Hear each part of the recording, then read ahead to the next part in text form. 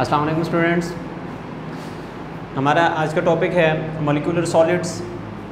इसमें जो प्रॉपर्टीज़ मैंने जब हमने आयोनिक सॉलिड्स को स्टार्ट किया था तो वहाँ पे मैंने बताया था आप लोगों को कि जो इनकी प्रॉपर्टीज़ है आयोनिक सॉलिड्स की वही जो है कोवलेंट सॉलिड्स की हैं। मतलब जस्ट हेडिंग्स तो सेम रहेंगी, जस्ट उनके अंदर ना थोड़ा थोड़ा सा चेंज आता है और वही प्रॉपर्टीज़ वही हेडिंग्स प्रॉपर हम यूज़ करते हैं फॉर मॉलिक्यूलर सॉलिड्स।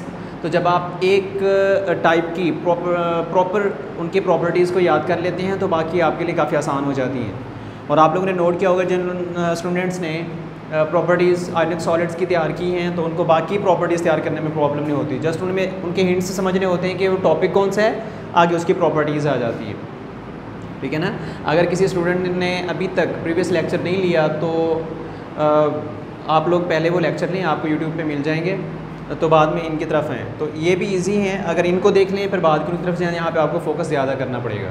ठीक है ना। तो और से देखना है इन चीज़ों को। मॉलिक्यूलर सॉलिड्स के ऐसे सॉलिड्स जो मॉलिक्यूल्स से मिलकर बने हुए हैं। मॉलिक्यूल्स के अट्रैक्शन से इंटरमोलेकुलर फोर्सेस जो थी वो मॉलिक्यूल्स के दरमियान में है, जिसकी वजह से वो जो मॉलिक्यूल था वो एक सॉलिड शेप जो है उसकी बन चुकी है, जिसको हम मॉलिक्यूलर सॉलिड्स बोलते हैं। अब सबसे पहले ये देखें कि मॉलिक्यूल क्या होता है। मॉलिक्यूल हम उन सब्सटेंसेस को बोलते हैं जो इंडिपेंडेंटली एग्जिस्ट कर सकते हैं, कि कॉम्बिनेशन ऑफ एटम्स हों और वो कॉम्बिनेशन ऑफ एटम जो आपके पास एक स्ट्रक्चर बना हुआ है वो सेपरेट एग्जिस्ट कर सकता हो। फॉर एग्जांपल जैसे कि जस्ट हम अभी फ़िलहाल मॉलिक्यूल की बात कर रहे हैं कि मॉलिक्यूल का करैक्टर किस तरह का होता है कि मॉलिक्यूल हमारे पास होता है, फॉर एग्जांपल आपके पास है आयोडीन को ले लेते हैं। आयोडीन आई एक एटम, ये दूसरा आयोडीन का एटम है।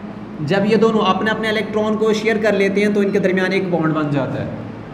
इस बॉन्ड को कोवलेंट बॉन्ड कहा जाता है। ठीक है ना। अब ये जो मॉलिक्यूल है ये एक मॉलिक्यूल अट्रैक्ट करेगा किसी अपनी तरह के या किसी दूसरे मॉलिक्यूल्स को। ठीक है ना। अब ये एक मॉलिक्यूल है, ये दूसरा मॉलिक्यूल है। अब इन दो मॉलिक्यूल्स के दरमियान एक अट्रैक्शन क्रिएट हो जाती है। ठीक है ना। मॉलिक्यूल्स के दरमियान अट्रैक्शन होती है जिसको हम इंटरमोलेकुलर फोर्सेस का नाम देते हैं। अब इसी तरह की अट्रैक्शन जब क्रिएट होती जाएगी मॉलिक्यूल्स के दरमियान तो हमारे पास एक बल्क मटेरियल बनेगा, एक लेंथी स्ट्रक्चर बनेगा जिसको हम सॉलिड का नाम देंगे। तो वो सॉलिड शेप इख्तियार कर लेगा जिसकी वजह से हम उसको बोलते हैं मॉलिक्यूलर सॉलिड्स। के मॉलिक्यूल्स, ये एक मॉलिक्यूल, ये दूसरा मॉलिक्यूल, फिर इसी तरह का मॉलिक्यूल आएगा, एक और मॉलिक्यूल आएगा। मॉलिक्यूल्स के दरमियान में अट्रैक्शन की वजह से वो जो सब्सटेंसेस होते हैं उनकी फेजेस चेंज हो जाती हैं। अगर वो गैस है तो ये फोर्सेस जितनी स्ट्रांग होती जाएंगी वो लिक्विड में, और अगर ये फोर्सेस मज़ीद स्ट्रांग होती जाएंगी तो हमारे पास सब्सटेंस सॉलिड में कन्वर्ट हो जाता है। तो इन्हीं चीज़ों को हम डिस्कस कर रहे हैं कि मॉलिक्यूल्स के दरमियान अट्रैक्शन से आपके पास एक सॉलिड शेप बनी है जिसको हम मॉलिक्यूलर सॉलिड बोलेंगे। ठीक है ना। अब सबसे पहले इसकी डेफिनेशन की तरफ आते हैं। डेफिनेशन क्या होती है? The substance solid substances in which particles forming the crystal. अब देखिए सॉलिड सब्सटेंस कौन सा होगा? वो सॉलिड सब्सटेंस जिसके अंदर वो पार्टिकल जो क्रिस्टल बना रहे हैं, सॉलिड शेप बना रहे हैं, वो क्या हों? वो या तो आपके पास पोलर हो सकते हैं या नॉन पोलर हो सकते हैं। दो तरह के मॉलिक्यूल्स होंगे। मॉलिक्यूल्स के आपस में जो अट्रैक्शन हो रही है ना, वो अट्रैक्शन किन के दरमियान में है? या नॉन पोलर मॉलिक्यूल्स के दरमियान में है या पोलर मॉलिक्यूल्स के दरमियान में है। पोलर मॉलिक्यूल्स क्या होती हैं? जिनके ऊपर पॉजिटिव नेगेटिव चार्जेस हों, जिनमें इलेक्ट्रोनेगेटिविटी डिफरेंस, मैंने आपको बताया था कि अगर इलेक्ट्रोनेगेटिविटी डिफरेंस 0.4 से ऊपर हो, ठीक है ना, तो सारे के सारे क्या होते हैं? पोलर। अगर इलेक्ट्रोनेगेटिविटी डिफरेंस 0.4 या इससे ऊपर हो, ये दोनों तरह से आएगा पोलर के अंदर। अगर इलेक्ट्रोनेगेटिविटी डिफरेंस 0.4 से लेस है, 0.4 जो है ज़्यादा है, अगर इससे कम जितने भी होंगे सारे के सारे वो क्या होंगे? नॉन पोलर होंगे। ठीक है। अगर दो एटम्स आपस में अटैच हैं, जैसे कि ये एटम्स हैं, एक एटम है ये दूसरा एटम है, अगर आप इनका इलेक्ट्रोनेगेटिविटी डिफरेंस निकालें तो इनका इलेक्ट्रोनेगेटिविटी डिफरेंस सिमिलर एटम का हमेशा 0 आता है। तो सिमिलर एटम्स जितने भी होते हैं ना वो आपस में अटैच हों तो जो मॉलिक्यूल बनेगा वो कौन सा होगा? हमेशा नॉन पोलर होता है, कभी भी पोलर नहीं होगा। तो पोलर में डिफरेंट एटम्स का होना लाजमी है, और अगर डिफरेंट एटम्स हैं तो आप उनके अंदर इलेक्ट्रोनेगेटिविटी डिफरेंस चेक करेंगे। अगर उन दो एटम का इलेक्ट्रोनेगेटिविटी डिफरेंस 0.4 से ऊपर आ रहा है तो वो पोलर सब्सटेंसेस कहलाते हैं। अगर 0.4 से नीचे है तो नॉन पोलर सब्सटेंसेस होते हैं। तो इसमें हम वही बात कर रहे हैं कि आपके पास ये मॉलिक्यूल जो है जो आपस में अटैच हो के एक सॉलिड स्ट्रक्चर बना रहे हैं, वो मॉलिक्यूल पोलर भी हो सकते हैं, वो नॉन पोलर भी हो सकते हैं, दोनों तरह के हो सकते हैं। ठीक है, अब जो पोलर या नॉन पोलर मॉलिक्यूल्स, दो तरह का वर्ड यहाँ पे यूज़ हुआ है, पोलर एंड नॉन पोलर दो सब्सटेंसेस हैं। वो सब्सटेंसेस आपके पास मॉलिक्यूल्स के फॉर्म में हो सकते हैं या एटम्स की फॉर्म में हो सकते हैं, दोनों तरह से हो सकते हैं। एटम्स जो होते हैं जैसे कि नोबल गैसेज हैं, अगर आप यहाँ पे एटम के एग्जांपल लें ना, एटम आपके पास जैसे कि नोबल गैसेज हैं, नोबल गैसेज क्या होती हैं, सारी की सारी नॉन पोलर हैं। रीज़न क्या होती है क्योंकि उनके जो वैलेंस शेल्स होते हैं वो कंप्लीट होते हैं और उनको ना इलेक्ट्रॉन डोनेट करने की ज़रूरत होती है, ना उनको इलेक्ट्रॉन एक्सेप्ट करने की ज़रूरत होती है, ना वो इलेक्ट्रॉन देती हैं ना वो इलेक्ट्रॉन लेती हैं। इस वजह से उनकी जो शेप होती है वो इस तरह से हम उनकी ड्रॉ करते हैं कि उनमें सेंटर में जो है पॉजिटिव चार्ज है और इलेक्ट्रॉन जो उनके बाहर इस तरह से मूव करते रहते हैं। ठीक है, तो इस तरह की जो शेप्स होती हैं वो नॉन पोलर शेप्स होती हैं। तो एटम्स की अगर बात करेंगे, अगर इनके दरमियान में हम देखिए कंडीशन अप्लाई कर रहे हैं, अब ये जो मॉलिक्यूल है I2, यहाँ पे एक I2 है, यहाँ पे ये दूसरा I2 है, अगर इकट्ठा करके लिखें, इनके दरमियान हम अट्रैक्शन की बात कर रहे हैं। अब ये तो एक सेपरेट मॉलिक्यूल बना हुआ है, सेपरेट एग्जिस्ट कर सकता है, फिर इनके दरमियान में इंटरमोलेकुलर फोर्सेस कैसे क्रिएट हो जाती हैं? इसकी ये रीज़न होती है कि हम कंडीशंस अप्लाई करते हैं। आप प्रेशर को बढ़ाते जाएँ, टेम्परेचर को कम करते जाएँ।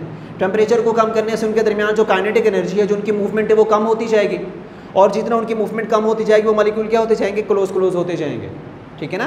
अब दूसरा जो है प्रेशर है, अब जितना प्रेशर को बढ़ाते जाएंगे मॉलिक्यूल्स जो हैं वो क्लोज होते जाएंगे।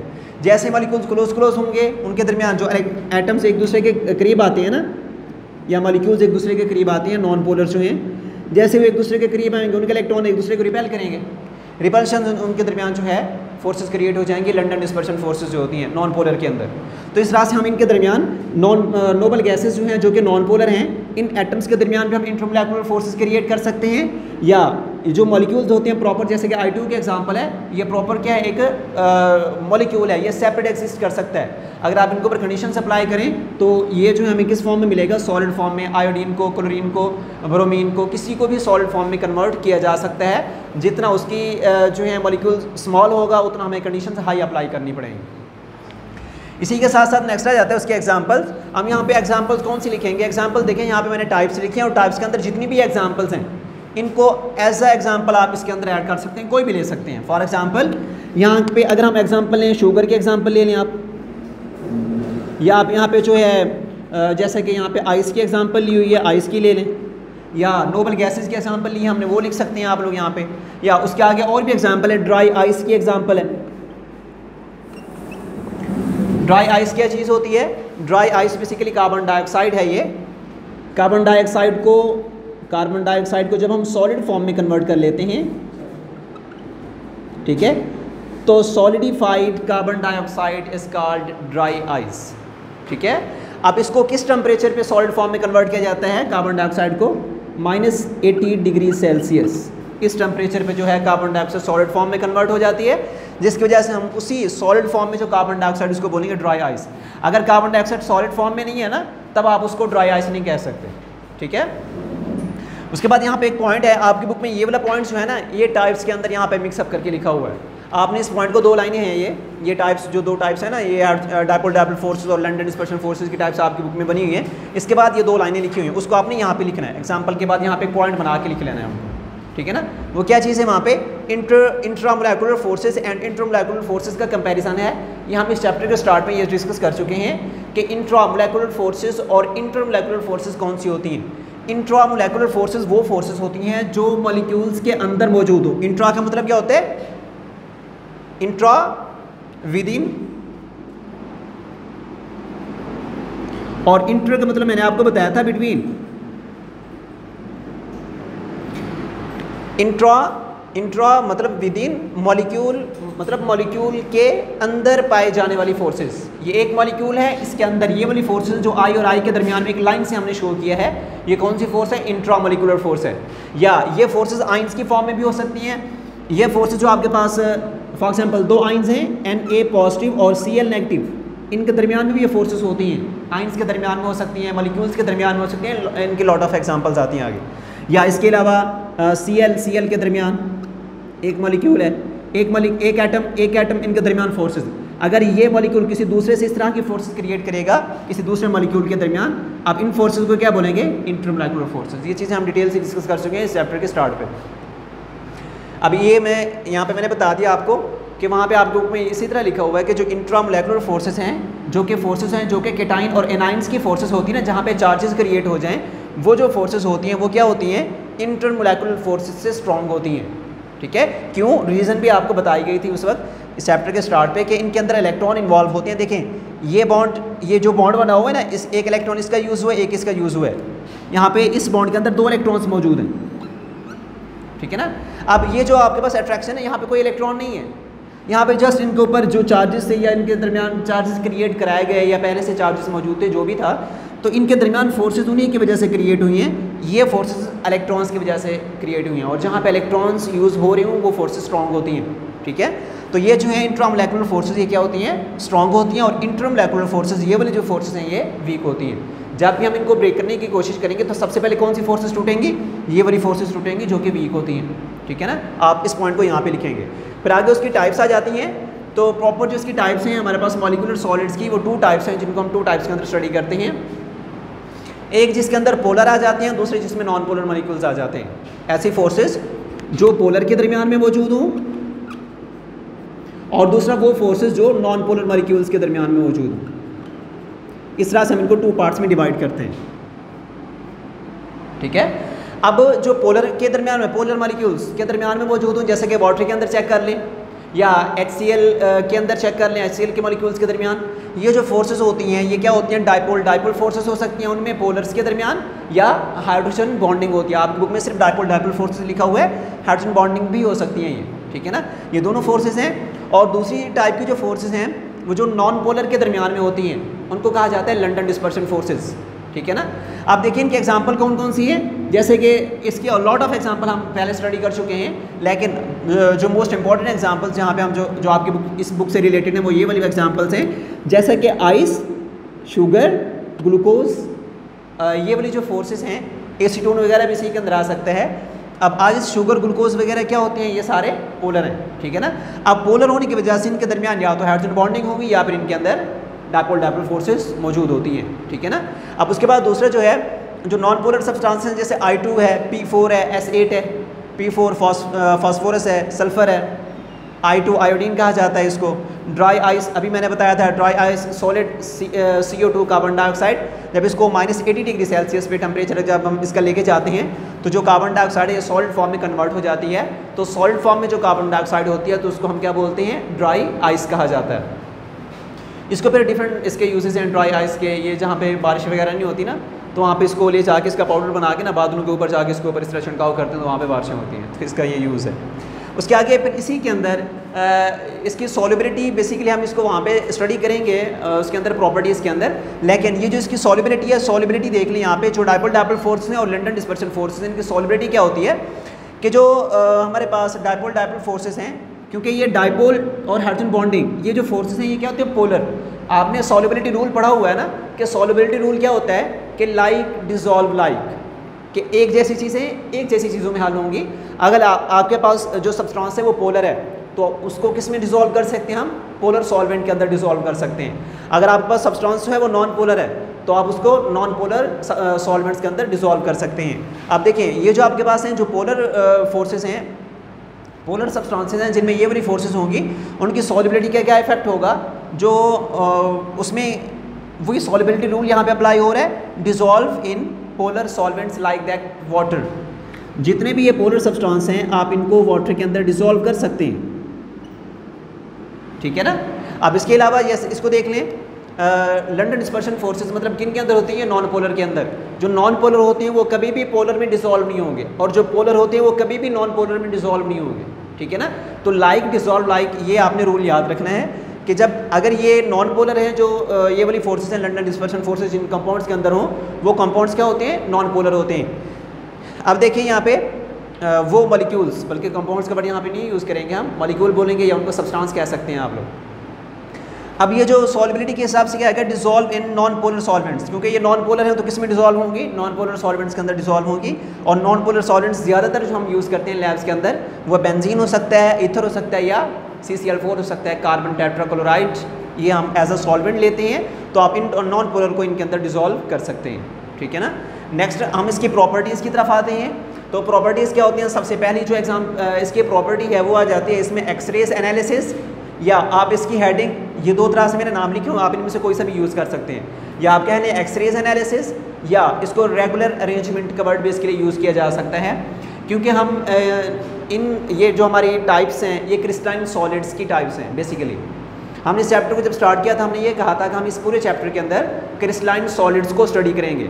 तो एमॉर्फस सॉलिड और क्रिस्टलाइन सॉलिड में क्या डिफरेंस हमने क्रिएट किया था, जो बेसिक डिफरेंस था वो ये था कि जो क्रिस्टलाइन सॉलिड्स होती हैं उनमें जो कॉन्स्टिट्यूएंट पार्टिकल्स होते हैं, एटम्स, आइंस या मॉलिक्यूल्स जो भी हैं, वो अपने आप को अरेंज करते हैं 3 डायमेंशनल फॉर्म में, एक्स एक्सिस, वाई एक्सिस और जी एक्सिस में। लेकिन जो एमॉर्फस सॉलिड्स हैं उनमें कॉन्स्टिट्यूएंट पार्टिकल्स जो होते हैं वो अपने आप को 3 डायमेंशनल फॉर्म में अरेंज नहीं करते, वो किसी भी फॉर्म में खुद को अरेंज कर सकते हैं। ठीक है ना। तो यहाँ पे आ जाएगा एक्सरेज एनालिसिस से, जब हमने एक्सरे से स्टडी किया क्रिस्टलाइन सॉलिड को, तो हमें क्या पता चला कि जो मॉलिक्यूलर सॉलिड्स होती हैं, तो मॉलिक्यूलर सॉलिड्स के अंदर कौन सा पैटर्न पाया जाता है, एक रेगुलर पैटर्न, रेगुलर अरेंजमेंट होती है कॉन्स्टिट्यूएंट पार्टिकल्स की। कॉन्स्टिट्यूएंट पार्टिकल्स किनको कहा जाता है, एटम्स भी हो सकते हैं, मॉलिक्यूल्स भी हो सकते हैं, आइंस भी हो सकते हैं। तो यहाँ पे हम किसकी बात कर रहे हैं, एटम या मॉलिक्यूल की आप बात करेंगे। ठीक है ना। तो ये जो मॉलिक्यूल्स हैं जो आपस में अरेंज हो रहे हैं, वो मॉलिक्यूल्स अपने आप को एक 3 डायमेंशनल फॉर्म में अरेंज करते हैं, एक प्रॉपर पैटर्न पाया जाता है उनमें, और जब इनके अंदर प्रॉपर पैटर्न पाया जाए तो इनको हम नाम देते हैं रेगुलर अरेंजमेंट का। तो हम इनको एक प्रॉपर, एक स्पेसिफिक प्रॉपर्टी इनकी होती है जो कि क्रिस्टलाइन सॉलिड से रिलेट करते हैं। ठीक है ना। तो जो कॉन्स्टेंट पार्टिकल्स हैं, all atoms in exact position, ठीक है, जितने भी एटम्स होंगे वो सारे के सारे एक प्रॉपर, एक फिक्स पोजीशन पे मौजूद होते हैं, वो अपनी पोजीशन को कभी भी चेंज नहीं करेंगे। अगर इनकी पोजीशन हम चेंज करेंगे किसी भी फैक्टर के थ्रू, तो आपके पास वो सॉलिड जो होगा वो क्रिस्टलाइन प्रॉपर्टी अपनी खो देगा। तो किस में कन्वर्ट हो जाता है, वो एमॉर्फस फॉर्म में वो कन्वर्ट हो जाते हैं। नेक्स्ट जो हेडिंग बनेगी आपकी, फोर्सेज ऑफ अट्रैक्शन की हेडिंग दे दें, या इनकी अपनी प्रॉपर्टी के हिसाब से हेडिंग दे दें। जैसे कि वीक फोर्सेज, ये जो इनके अंदर फोर्सेज होती हैं ये बहुत ज़्यादा वीक होती हैं। अगर हम इनको कंपेयर करते हैं तो सबसे ज़्यादा स्ट्रॉन्ग जो हैं डायपोल फोर्सेज, जो हम पीछे स्टडी कर चुके हैं, सबसे ज़्यादा स्ट्रॉन्ग, यहाँ पे मैं एक लिख रहा हूँ, ये फार्मूला बना रहा हूँ, हाइड्रोजन बॉन्डिंग जो होती है वो सबसे ज़्यादा स्ट्रॉन्ग है, जो यहाँ पे हम लिख चुके हैं, इनको स्टडी कर रहे हैं। Hydrogen bonding is more stronger than dipole forces, is more stronger than London dispersion forces. तो लंडन डिस्पर्शन फोर्सेज क्या हैं, सबसे ज़्यादा वीक होती हैं। तो इस वजह से ये फोर्सेज क्या हैं, बहुत ज़्यादा वीक हैं। इनके मॉलिक्यूल जो होते हैं, होल्ड्स मॉलिक्यूल्स वेरी वीकली। ये मॉलिक्यूल्स, इनके मॉलिक्यूल्स आपस में एक दूसरे को इतनी मजबूती के साथ अटैच करके नहीं रखते, इनके दरमियान जो अट्रैक्शन होती है बहुत कम होती है। नेक्स्ट आ जाता है सॉफ्टनेस, कि ये जितने भी होते हैं मॉलिक्यूलर सॉलिड्स होते हैं, जितने भी इनके क्रिस्टल्स होते हैं बहुत ज़्यादा सॉफ्ट होते हैं। इनको आसानी से कंप्रेस किया जा सकता है, इनको आसानी से हम दबा सकते हैं, इनकी शेप्स को चेंज कर सकते हैं, मतलब इनकी कंप्रेसिबिलिटी बहुत ज़्यादा होती है। और नेक्स्ट भी हेडिंग यही बनेगी आपकी बुक में, एक एक लफ्ज़ की यहाँ पे हेडिंग है, तो आपने इसको एक प्रॉपर एक पैराग्राफ के फॉर्म में लिख देना है। ठीक है ना। दे आर हाईली कंप्रेसिबल, जो नेक्स्ट हेडिंग है कंप्रेसिबिलिटी के नाम से, इजीली कंप्रेसिबल होते हैं। They are highly compressible due to, ये सॉफ्टनेस की वजह से यहाँ पे लिख सकते हैं, ये रीज़न इसके अंदर मेंशन कर सकते हैं, प्रॉपर इस फॉर्म में इसको अरेंज किया जा सकता है। नेक्स्ट जो हेडिंग बनेगी आपकी वो वोलेटिलिटी है। वोलेटिलिटी के मैंने आपको बताया था, वोलेटिलिटी क्या होती है, वोलेटाइल मतलब क्या, कि किसी सब्सटेंस का अपनी जो उसकी फेज़ है, फॉर एग्जांपल लिक्विड फेज़ को छोड़ के या सॉलिड फेज़ को छोड़ के वेपर में कन्वर्ट होना, वोलेटिलिटी कहलाता है। ठीक है ना। अब इसमें क्या आएगा वोलेटिलिटी में, ये जो हमारे पास जब इनके दरमियान अट्रैक्शन क्या है, वीक है, फोर्सेस वीक हो, अगर वोलेटिलिटी को इन फोर्सेस के इंटरमोलेकुलर फोर्सेस से रिलेट करें तो intermolecular forces is inversely proportional to the volatility. IMF is inversely proportional to volatility. जितना इनके दरमियान अट्रैक्शन ज़्यादा होगी, मतलब किसी भी मॉलिक्यूल के दरमियान, उतना वोलेटिलिटी कम होती जाएगी। जितना मॉलिक्यूल्स के दरमियान अट्रैक्शन कम होगी, वीक फोर्सेस होंगी, उतना मॉलिक्यूल का वहाँ से निकलना आसान हो जाएगा। ठीक है ना। जैसे कि देखें, अगर मेरे पास ये बॉल पॉइंट है, अगर मैंने इसको मजबूती से पकड़ा हुआ है तो इसको यहाँ से छुड़ाने के लिए फोर्स ज़्यादा लगानी पड़ेगी। अगर मैंने इसको लूजली पकड़ा हुआ है तो कोई भी इसको आसानी से छुड़ा लेगा। तो मतलब क्या हुआ, अगर हम किसी भी सॉलिड सब्सटेंस को वेपर में कन्वर्ट करना चाहते हैं, अगर उस सॉलिड सब्सटेंस की उस मॉलिक्यूल के दूसरे मॉलिक्यूल्स के दरमियान अट्रैक्शन स्ट्रॉन्ग होगी तो आपको उतना ज़्यादा फोर्स देनी पड़ेगी, एनर्जी देनी पड़ेगी, हीट देनी पड़ेगी आपको, कि वो मॉलिक्यूल अपने आसपास की इंटरमोलेकुलर फोर्सेस को ब्रेक करता हुआ वेपर में जाए। अगर वो फोर्सेस जो है एक मॉलिक्यूल के दूसरे मॉलिक्यूल के दरमियान जो अट्रैक्शन है वो वीक है, जब अट्रैक्शन वीक हो तो हम थोड़ी सी हीट से उस मॉलिक्यूल को वेपर में जो है कन्वर्ट कर सकते हैं। उन मॉलिक्यूल्स के दरमियान जो अट्रैक्शन होती है उनको आसानी से ब्रेक कर सकते हैं। तो इनकी वोलेटिलिटी क्या होती है, हाई वोलेटिलिटी ये शो करते हैं। रीज़न इनके दरमियान जो इंटरमोलेक्युलर फोर्स होती हैं वो क्या होती हैं, वीक होती हैं। नेक्स्ट आ जाता है melting point and boiling point, वो भी इसी से रिलेट करेगा। इंटरमोलेक्युलर फोर्स से आप उसको कंपेयर करेंगे, जितने इंटरमोलेक्युलर फोर्सेस स्ट्रॉन्ग होती जाएंगी उतना मेल्टिंग और बॉइलिंग पॉइंट क्या होता जाएगा, बढ़ता जाएगा। तो यहाँ पे हम ये फार्मूला ऐड कर सकते हैं, intermolecular forces is directly proportional to the melting point and boiling point. जितना इंटरमोलेक्युलर फोर्सेस वीक होंगी उतना मेल्टिंग और बॉइलिंग पॉइंट क्या होगा, कम होगा। तो इसी तरह ये जो फोर्सेस हैं इनमें इंटरमोलेक्युलर फोर्सेस क्या हैं, ये जो सॉलिड्स हैं इनमें इंटरमोलेक्युलर फोर्सेस वीक होती हैं, इस वजह से इनका मेल्टिंग और बॉइलिंग पॉइंट भी क्या होता है, कम होता है। थोड़े से टेम्परेचर पे बड़ी आसानी से ये वेपर्स में कन्वर्ट हो जाते हैं। इनके फोर्सेस को हम ब्रेक कर सकते हैं। उसके बाद नेक्स्ट रहता है इलेक्ट्रिकल कंडक्टिविटी। आपको मैंने कंडक्टर की कुछ प्रॉपर्टीज़ बताई थी, जो कि मोस्ट इंपॉर्टेंट दो प्रॉपर्टीज़ को हम स्टडी करते हैं कि कंडक्टर हमारे पास वो सब्सटेंसेस होते हैं जिनमें दो तरह का करैक्टर मौजूद हो। ये हमने आयनिक सॉलिड के अंदर स्टडी किया था। एक था कि या तो उनके अंदर फ्री इलेक्ट्रॉन्स मौजूद हों, किसी भी सब्सटेंस के अंदर अगर फ्री इलेक्ट्रॉन मौजूद हों तो हम उसमें से करंट आसानी से पास कर सकते हैं उस फ्री इलेक्ट्रॉन की वजह से। अगर किसी सब्सटेंस में फ्री इलेक्ट्रॉन नहीं है तो उनमें फ्री आयंस का होना ज़रूरी है। अगर फ्री आयंस हों तब भी उसमें से करंट पास किया जा सकता है। जैसे कि वाटर में अगर हम NaCl ऐड करते हैं, कोई भी साल्ट अगर आप ऐड करें वो अपने आयंस में टूटेगा तो उन आयंस की वजह से हम किसी भी वाटर में से करंट पास कर सकते हैं। अगर वाटर प्योर फॉर्म में होगा जिसमें साल्ट बिल्कुल ना हो, आयंस बिल्कुल ना हो, तो वाटर जो होता है वो बैड कंडक्टर ऑफ इलेक्ट्रिसिटी होता है, तो हम वाटर में से करंट पास नहीं कर सकते अगर प्योर वाटर हो तो। अगर वाटर के अंदर साल्ट्स ऐड होंगे तो करंट आसानी से पास हो जाएगा due to the free movement of ions. तो ये जो होते हैं इनकी जो कंडक्टिविटी होती है ये बैड कंडक्टर होती हैं इलेक्ट्रिसिटी के, जो मॉलिक्यूलर सॉलिड्स हैं। रीज़न क्या होगी, क्योंकि इनके अंदर मॉलिक्यूल्स पाए जाते हैं। ये प्रॉपर एक मॉलिक्यूल है, ये प्रॉपर एक मॉलिक्यूल है, ना इनके अंदर फ्री इलेक्ट्रॉन है ना ये आयंस की फॉर्म में कन्वर्ट हो सकते हैं, जिसकी वजह से इनके जो कंडक्टेंस का प्रोसेस होता है वो बहुत कम होता है, ना होने के बराबर होता है। इस वजह से हम बोलते हैं these are the bad conductors of electricity. Next आ जाता है डेंसिटी। डेंसिटी क्या होती है इनकी, बहुत ज़्यादा कम होती है। क्यों, क्योंकि इनके अंदर जो है सॉफ्टनेस जो है जब ज़्यादा होती जाएगी या इनकी कंप्रेसिबिलिटी बढ़ती जाती है तो डेंसिटी क्या होती जाती है, इनकी कम होती जाती है। ठीक है, तो डेंसिटी मतलब इनका जो वेट होता है, वेट वजन किसी भी हिसाब से आप इसको माइंड में रख सकते हैं। तो ये जो होते हैं ये बहुत कम होते हैं अकॉर्डिंग टू डेंसिटी। नेक्स्ट आ जाता है सॉल्युबिलिटी। सॉल्युबिलिटी को हमने यहाँ पे एक्सप्लेन किया था शुरू में कि सॉल्युबिलिटी के हिसाब से क्या होता है, इसके रूल को फॉलो करना है हमने कि सॉल्युबिलिटी रूल है लाइक डिसॉल्व लाइक, कि पोलर चीज़ें पोलर में डिसॉल्व होती हैं और नॉन पोलर चीज़ें नॉन पोलर में डिसॉल्व होती हैं। अब यहाँ पे हमने इसको स्टडी किया कि हमारे पास जो मॉलिक्यूलर सॉलिड्स हैं दोनों तरह से होते हैं, पोलर भी हो सकते हैं और नॉन पोलर भी हो सकते हैं। अगर पोलर हैं तो पोलर में डिसॉल्व होंगे और अगर नॉन पोलर हैं तो नॉन पोलर में डिसॉल्व होते हैं। अब इनमें ज़्यादातर जो हैं सॉल्युबिलिटी के हिसाब से ज़्यादातर इसमें कुछ पोलर में डिसॉल्व होंगे, दोनों चीज़ें आ रही हैं, और कुछ इनमें से नॉन पोलर। अगर वो सब्सटेंस खुद पोलर है तो वो पोलर में डिसॉल्व होगा, अगर वो नॉन पोलर है तो वो नॉन पोलर में डिसॉल्व होगा। दोनों तरह की प्रॉपर्टीज़ इसमें मौजूद होती हैं। लेकिन ज़्यादातर जो होते हैं ये हमें किस फॉर्म में मिलते हैं, नॉन पोलर फॉर्म में मिलती हैं जो मॉलिक्यूलर सॉलिड्स होते हैं। इस वजह से इनके अंदर जो ये प्रॉपर्टीज़ होती हैं ये किस में डिसॉल्व होंगे, नॉन पोलर सॉल्वेंट्स के अंदर। और नॉन पोलर सॉल्वेंट्स कौन कौन से यूज़ किए जाते हैं, अभी मैंने बताया था कि हम बेंजीन को यूज़ कर सकते हैं नॉन पोलर सॉल्वेंट्स के तौर पर, या आप ईथर को यूज़ कर सकते हैं, या फिर आप जो है इसके अंदर जो नेक्स्ट आ जाता है CCl4 कार्बन टेट्राक्लोराइड या एसीटोन वगैरह भी इसके अंदर आता है, तो हम इनको एज आ सॉल्वेंट यूज़ कर सकते हैं for the solubility of the molecular solids. अब इसके आगे इनके एग्जांपल है। इनके एग्जांपल जो है, अब हम इसके एग्जांपल की तरफ मूव कर रहे हैं। इसके एग्जांपल जो है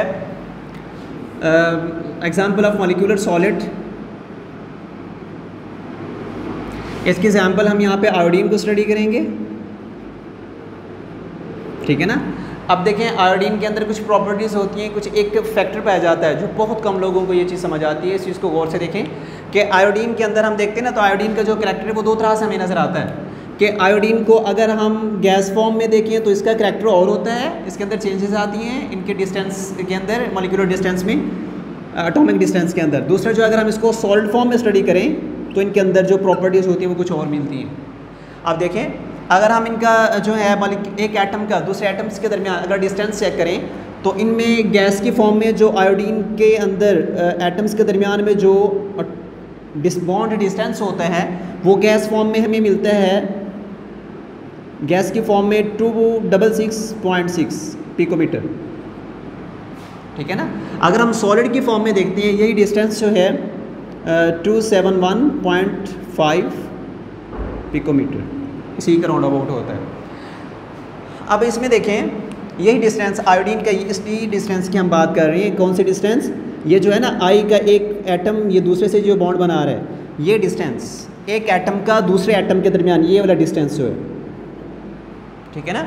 ये वाला जो डिस्टेंस है, ये डिस्टेंस गैस की फॉर्म में जो है वो कम है, सॉलिड की फॉर्म में ये डिस्टेंस बढ़ जाता है। हालांकि अगर हम इसके प्रॉपर्टीज़ को चेक करें ना, अब देखिए हमने कहा जो आयोडीन है, आयोडीन की बेसिक नेचर क्या होती है? आयोडीन हमें जो नॉर्मल टेम्परेचर के ऊपर, ये आपको नॉर्मल टेम्परेचर, ऑर्डिनरी टेम्परेचर या रूम टेम्परेचर की अगर हम बात करें, रूम टेम्परेचर के ऊपर ये आयोडीन आपको सॉलिड फॉर्म में मिलता है, ठीक है। अब आयोडीन सॉलिड फॉर्म में नॉर्मल टेम्परेचर के ऊपर पाया जा रहा है। अब जब हम स्टडी करते हैं तो एटम्स जो मॉलिक्यूल्स होते हैं वो देखें, हम ये स्टडी करते हैं, स्टूडेंट्स के माइंड में ये बात होती है कि सॉलिड की फॉर्म में तो मॉलिक्यूल्स जो हैं इस तरह से क्लोज होते हैं, या उनके दरमियान जो स्पेसेस होती हैं वो बहुत कम होती हैं। ऐसे कर लें फॉर एग्जांपल, इस तरह से, मतलब इनके दरमियान जो स्पेसेस है वो कम है। जब हम इसको गैस की फॉर्म में कन्वर्ट कर लेते हैं तो मॉलिक्यूल्स कहाँ जाते हैं? दूर दूर से ले जाते हैं ना गैस की फॉर्म में, तो इनके दरमियान डिस्टेंस बढ़ जाता है गैस में, सॉलिड में डिस्टेंस कम होता है। अब यहाँ पे क्या शो हो रहा है कि सॉलिड में डिस्टेंस बढ़ रहा है यहाँ पे, लेकिन गैस में डिस्टेंस क्या हो रहा है? कम हो रहा है। लेकिन ये प्रॉपर्टीज तो इसके उलट आ रही हैं, जो ये प्रॉपर्टी शो हो रहा है। नॉर्मल कंडीशन में जो सॉलिड्स होती हैं वो क्या करते हैं, मॉलिक्यूल्स के दरमियान जो डिस्टेंस होता है वो सॉलिड फॉर्म में कम हो जाता है, गैस फॉर्म में बढ़ जाता है, क्योंकि मॉलिक्यूल दूर दूर चले जाते हैं। लेकिन गैस की जब हम प्रॉपर्टीज शो करते हैं तो गैस के अंदर जो डिस्टेंस है वो क्या होता है, गैस फॉर्म में उसके अंदर जो डिस्टेंस है वो कम है, सॉलिड के अंदर ज़्यादा है, ठीक है ना। बाकी जो सॉलिड्स होते हैं उनके अंदर गैस सॉलिड की फॉर्म में डिस्टेंस जो है वो कम होता है, गैस की फॉर्म में ज़्यादा होता है, क्यों? मॉलिक्यूल दूर दूर हो जाते हैं। तो यहाँ पे ये कन्फ्यूजन है। अब इसमें ये देखना है आपने कि अगर हम सॉलिड की गैस की फॉर्म में देखें ना, तो गैस का मतलब क्या है? इस गैस का मतलब कौन सा है? इस गैस का मतलब एक एटम नहीं है, इस गैस का मतलब है आयोडीन का पूरा मॉलिक्यूल। ये आई बॉन्ड आई, ये पूरे का पूरा यहाँ पे मौजूद है, ठीक है। हम इसके अंदर के डिस्टेंस की बात कर रहे हैं, मॉलिक्यूल के दरमियान डिस्टेंस की बात नहीं कर रहे, ठीक है ना। जब सॉलिड की फॉर्म में डिस्टेंस बढ़ने की रीज़न क्या होती है? क्योंकि आयोडीन की एक नेचर है कि आयोडीन जो है हाई पोलराइजेबिलिटी शो करती है। ये हाई पोलराइजेबिलिटी, पोलराइजेबिलिटी क्या चीज़ होती है? कन्वर्ट इनटू पोलर, कि किसी भी सब्सटेंस की पोलर में कन्वर्ट होने की सलाहियत पोलराइजेबिलिटी कहलाती है। तो आयोडीन जो हाई पोलराइजेबिलिटी है, रीज़न क्या होती है हाई पोलराइजेबिलिटी की? क्योंकि इसका जो साइज़ होता है वो बहुत बड़ा होता है, लार्जर साइज़। क्योंकि अगर हम ग्रुप चेक करें ना तो एक ग्रुप में लास्ट में हमें मिलता है इस तरह से, डाउन द ग्रुप साइज़ बढ़ता है एटम्स मॉलिक्यूल्स का। तो साइज़ के बढ़ने की वजह से पोलराइजेबिलिटी क्या होती है? इंक्रीज़ होती है। ये लंडन डिस्पर्शन फोर्सेस के अंदर, उनके फैक्टर्स के अंदर हमने ये चीज़ डिटेल स्टडी की थी। अब यहाँ पे जब हम आयोडीन को गैस की फॉर्म में देखते हैं तो देखें पहले सॉलिड को चेक कर लेते हैं। सॉलिड में मॉलिक्यूल किस तरह से होंगे? एक आयोडीन का मॉलिक्यूल, ये दूसरा आयोडीन का मॉलिक्यूल, ठीक है। इसी तरह देखें ये तीसरा आयोडीन का मॉलिक्यूल। अब इसके अंदर मैंने अभी बताया कि पोलराइजेबिलिटी इनके अंदर बहुत ज़्यादा होती है, बहुत जल्दी इनके आयोडीन के मॉलिक्यूल के अंदर पॉजिटिव नेगेटिव चार्जेस क्रिएट हो जाती हैं और ये पोलर फॉर्म में कन्वर्ट हो जाती है। अब इसको देखें, फॉर एग्जांपल अगर इसके अंदर पोलैरिटी इंड्यूस हो चुकी है तो ये आपका ये जो मॉलिक्यूल है एक पूरा मॉलिक्यूल, ये एक पूरा मॉलिक्यूल है, ये एक पूरा मॉलिक्यूल है। तो इसका जब पोलैरिटी इंड्यूस होगी तो इसका एक पार्ट पॉजिटिव बनेगा, एक पार्ट नेगेटिव बनेगा। इसी तरह अगले का एक पार्ट नेगेटिव और एक पार्ट पॉजिटिव, सेम इसी तरह एक पार्ट नेगेटिव और एक पार्ट पॉजिटिव, ठीक है ना। अब देखें इनके दरमियान जो ये अट्रैक्शन है, ये पॉजिटिव क्या करेगा? ये पॉजिटिव इसके नेगेटिव को अपनी तरफ खींचेगा, ठीक है। ये वाला नेगेटिव क्या करेगा? इसके पॉजिटिव को अपनी तरफ खींचेगा। ये इस तरह से अटैच होते जा रहे हैं इस तरह से। हम सिर्फ इस सेंटर वाले मॉलिक्यूल की बात कर रहे हैं। हम इनके दरमियान जो ये डिस्टेंस है ना, इस डिस्टेंस को चेक करेंगे, ये वाले डिस्टेंस को। अब इधर से एक मॉलिक्यूल है, इधर से दूसरा मॉलिक्यूल है, दोनों पोलर है और सेंटर में भी पोलर है। अब ये इसको इधर से इस तरह खींचेगा, ये इसको इधर से इस तरह खींचेगा। तो इनमें इस तरह, क्योंकि इसका जो साइज़ है वो बहुत बड़ा है, साइज़ के बड़ा होने की वजह से इसकी शेप के अंदर बड़ी आसानी से चेंजेस आ सकती हैं। तो सॉलिड फॉर्म में एक मॉलिक्यूल इसको इधर से खींच रहा होता है, एक मॉलिक्यूल इसको इधर से खींच रहा होता है। इस लाइन को खींचने की वजह से इनका जो डिस्टेंस होता है इस मॉलिक्यूल का, वो अपनी नॉर्मल कंडीशन से थोड़ा सा बढ़ जाता है इन मॉलिक्यूल्स के खींचने की वजह से जो साइड पे होते हैं, ठीक है ना। इस लाइन को खींचेंगे, इस वजह से इनके दरमियान क्या होता है, डिस्टेंस बढ़ जाता है। किस फॉर्म में, सॉलिड फॉर्म में डिस्टेंस कितना नॉर्मल से सॉलिड फॉर्म में कन्वर्ट हो जाता है। हमने यहाँ पे बताया था ये 271.5 पिकोमीटर। लेकिन जब हम गैस में स्टडी करते हैं ना, तो गैस में ये पूरे का पूरा मॉलिक्यूल सेपरेट फॉर्म में है। जैसा कि देखिए ये आई है ना, आई बॉन्ड आई, ये I2 का एक मुकम्मल मॉलिक्यूल है, इसके आसपास दूसरा कोई भी मॉलिक्यूल नहीं है जो इसको अट्रैक्ट करे अपनी तरफ। तो ये अपनी नॉर्मल कंडीशन में है, तो ये अपनी नॉर्मल पोजीशन पे है, जिनके अंदर कितना ये इनका साइज़ होता है, डिस्टेंस होता है 266.6 पिकोमीटर, ठीक है। ये इनके अंदर चेंज आता है। अगर इसके अंदर आयोडीन के अंदर हम कंडक्टेंस की बात करें तो कंडक्टेंस का क्या प्रोसेस होगा, इलेक्ट्रिकल कंडक्टेंस। ये जो आयोडीन है, आप इसके अंदर कोई फ्री इलेक्ट्रॉन नहीं है, ठीक है ना। लेकिन इनके साइज़ के बड़ा होने की वजह से और इनमें ये पोलैरिटी इंड्यूस होने की वजह से, इनमें क्योंकि इसका जो स्ट्रक्चर होता है आयोडीन का, ये लेयर्ड स्ट्रक्चर होता है, लेयर की फॉर्म में इसके स्ट्रक्चर्स बनते हैं।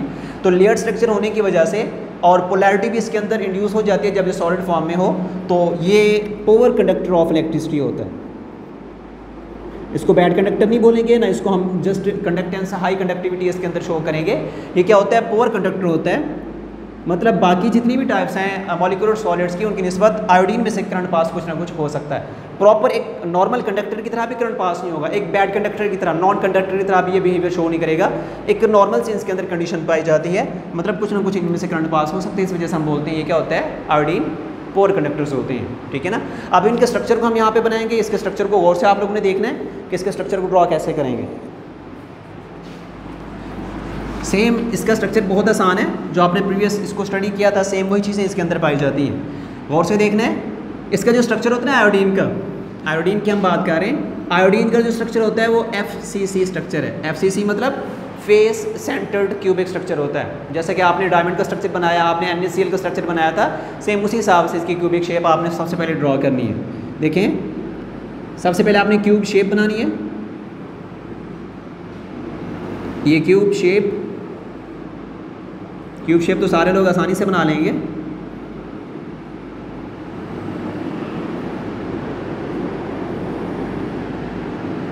इसको मैं जल्दी में बना रहा हूँ क्योंकि टाइम थोड़ा है, आप लोग इसको गौर से देखते हैं।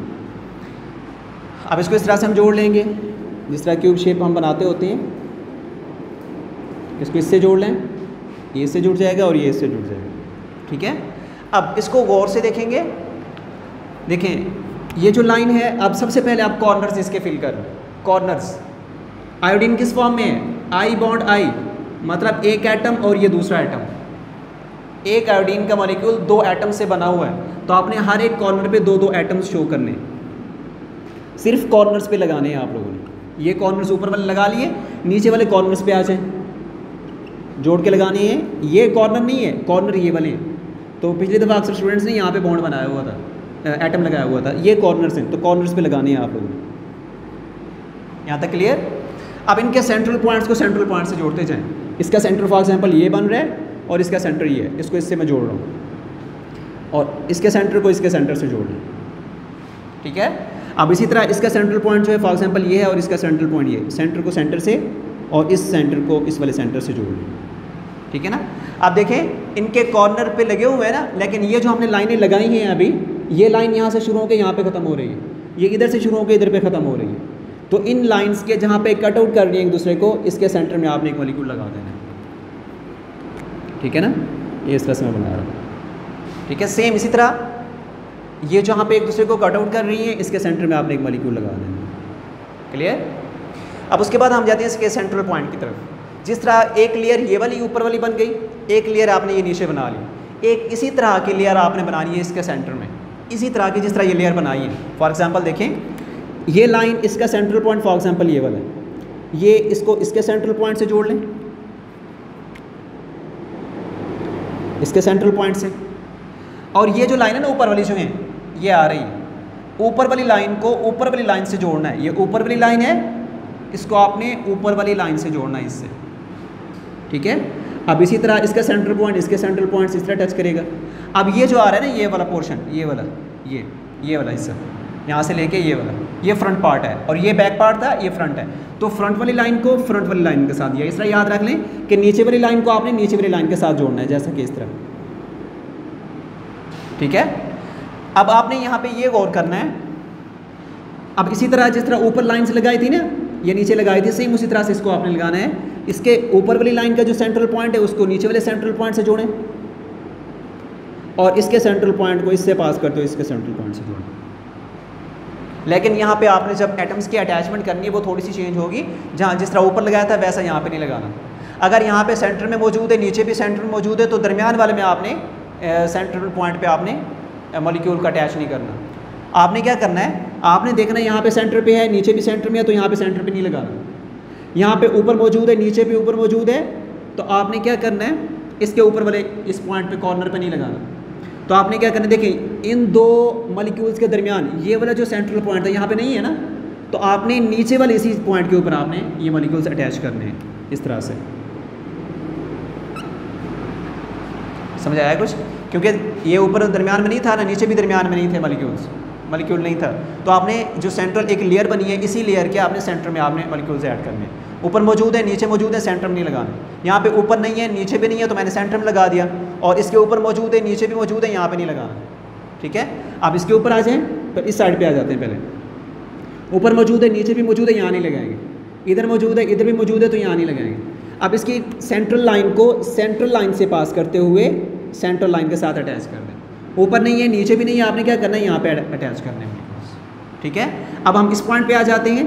ऊपर वाली लाइन को फर्स्ट लेयर की ऊपर वाली लाइन, सेंट्रल लेयर की ऊपर वाली लाइन और थर्ड लेयर की ऊपर वाली लाइन, तीनों की ऊपर वाली लाइन को ऊपर वाली लाइन के साथ आप अटैच कर लें, ठीक है।